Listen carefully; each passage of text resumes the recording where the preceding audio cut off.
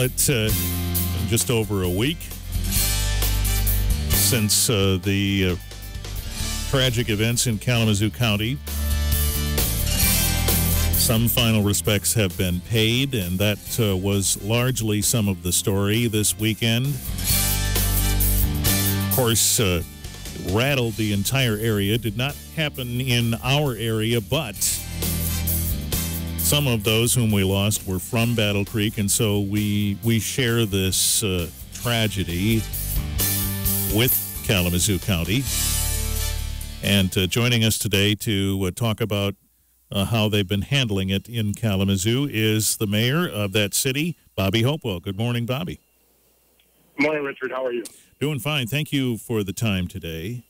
You know, there's been a little bit of time here, but what kind of things are people saying to you now more than a week out of this thing? Are things a little back to normal yet? Well, I think they're progressing. I think that individuals have tried to get back to normalcy. I do believe that this is still a significant conversation at the dinner tables, breakfast tables, restaurants. I mean, this was just a tough week. Again, my condolences to the families and all the victims that are suffering from this tragic, crazy event. What are those conversations that you're hearing at this point now? Have they turned to causes and what we might do and that sort of thing? Well, it's interesting. I've done a little traveling since the events, and I'm often being asked, do we know why? It's all about the why, and not just when I'm traveling, but certainly in the community. It happened yesterday at a couple of events. It happened at the memorial service and going home service of the Smith, and I was asked that question. Certainly, there's individuals that are wanting to talk about healing and what we should be doing beyond this. There's been conversations about violence and understanding that because of the sentinel nature, the significant nature of this event, sort of like the city's being attacked in a way and the community being attacked in a way. But we do have violence in our communities, whether it's Battle Creek or Kalamazoo, that happens in neighborhoods every day. How are we circling the wagons and trying to find ways to decrease that? And knowing that there's personal responsibility in everything. And this individual decided to do this on their own. So there's some things that we can't account for, the random nature of violence, but there are steps that probably there are steps that we should be considering and thinking about, and I think that's the conversation that will happen from here. What are those steps that you think should be talked about? Well, I think if we've got mental health issues. You certainly have the whole debate on access to weapons, and I'm a believer in the Second Amendment, but I'm also a believer that we have to figure out how we keep communities safe.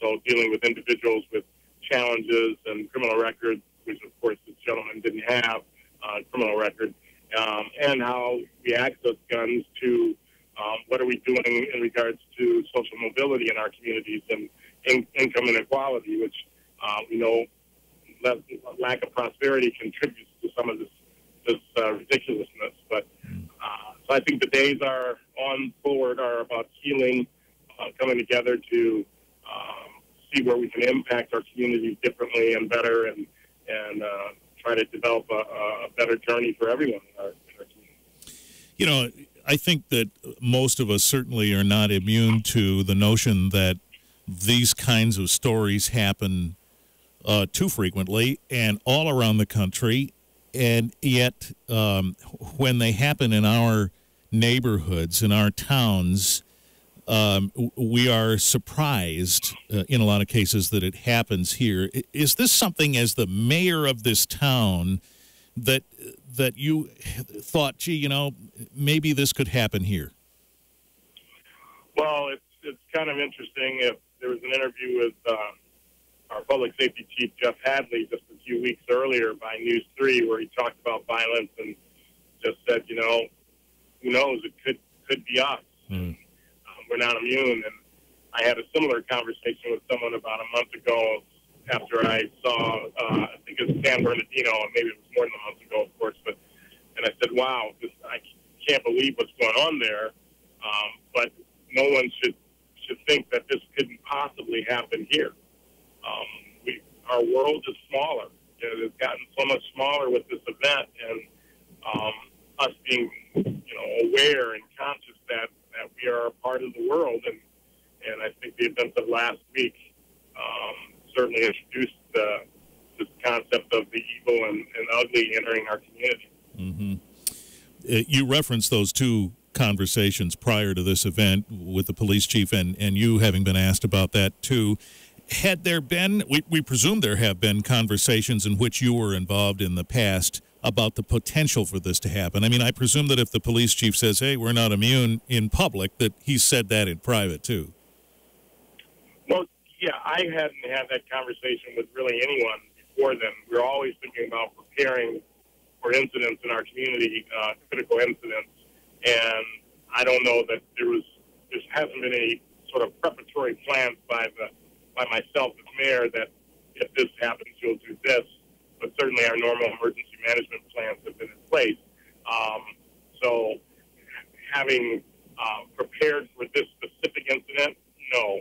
For our law enforcement folks, outstanding and ready, yes. They've gone through multiple scenarios of active shooters and how do you respond to them? I used to work for 2 hospitals, and we had active shooter drills. So, and I'm a paramedic by trade, so I'm a little more connected to incidents and emergency and critical incidents. Mm-hmm. So, yeah, we, sort of snowballing on the notion that we don't expect these things to happen in our backyards. This happened at a time of night when folks are out, enjoying themselves and so on. When did you get the call, and how did that come to your attention? Well, I received a call from the chief that I missed. Actually, my phone was in the lower part of my house, and I was upstairs. Then I was out headed to Walgreens. I looked at my phone, and it was a message from him and a text message, and then actually there were messages from friends just saying again, or this is happening here, or how can this be happening? And I'm thinking, what is going on? So then I called the chief and received my briefing. The interesting thing, and I'm not really talking about this enough, I think I drove by the stop of the suspect, the alleged suspect in this, and at the time that they were being pulled over, I was traveling on the same road and was probably 2 cars ahead of him. And I haven't really talked about it because it's not important to any story at all. But it was just an interesting thing, and I didn't know what was going on then. But so that's sort of how I entered the mix into all of it. Did you see the traffic stop in your mirror? Yeah, in my mirror I did, because I pulled over as well, thinking, wondered if I was speeding or something. Oh, sure. Yeah, I did. Wow. So what is a mayor's role at that point? Is there protocol? I mean, you talk about this stuff, but how do you know what you're supposed to do? Well, that was part of the conversation we had for the chief. I had for the chief.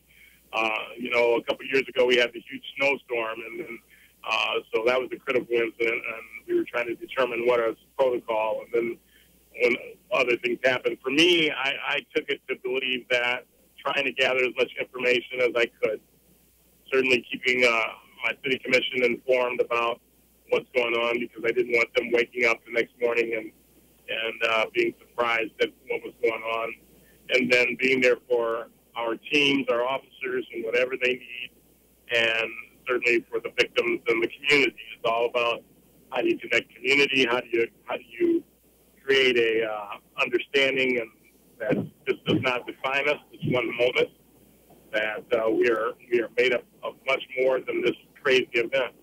Mm-hmm. We're talking with Kalamazoo Mayor Bobby Hopewell. We'll take a short break.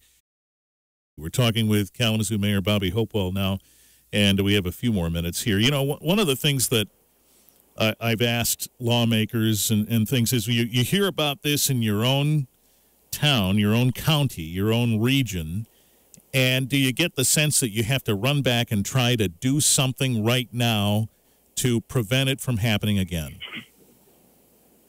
Yeah, you do think that, I think. Of course, not being a state lawmaker, but wondering, were there steps that we could have taken? Are there ordinances and laws that could be in place? And I think this is a conversation that our legislature needs to have. And it's one of those things that from the political winds and,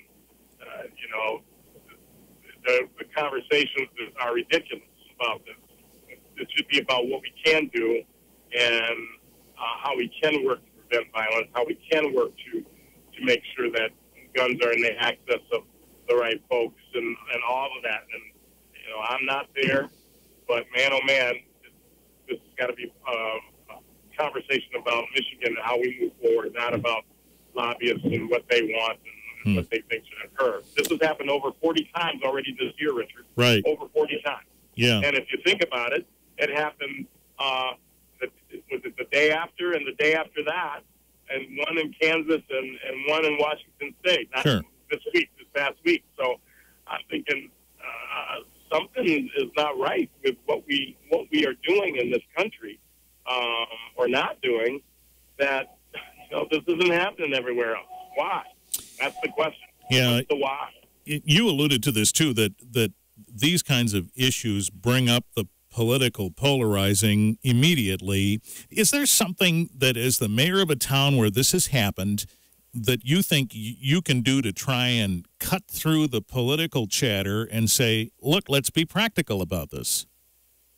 Well, I think our local legislators at the state level need to be sitting down with me and other mayors, Mayor of Battle Creek, the core urban mayors and others, and having a conversation about what do you do? What are you willing to do? What might we do? That's the conversation that needs to occur. We can't just go in and hug and be crying and sending up our prayers. What actions can we take to help decrease the incidence of violence? I don't have the answer, but that's not the conversation they're having. Yeah. They're having the wrong conversation. So let's have the right one. Have you heard, practically speaking, maybe from your law enforcement leaders and things, about some ideas they already have about this kind of a situation? I'm no expert on what they're thinking. I know Representative Hoadley has some thinking around this, and I'd encourage you to speak with him.